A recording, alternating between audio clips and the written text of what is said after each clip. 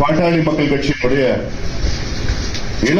மாநில இளைஞர் சங்கத்தின் தலைவராக முன்னாள் சட்டமன்ற உறுப்பினர் கணேஷ்குமாரை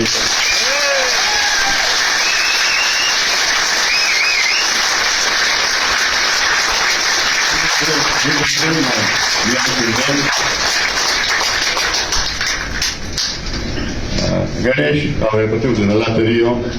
நல்ல ஒரு இளைஞர், சுறுசுறுப்பானவர், இந்த பொறுப்புக்கு தகுதியானவர்.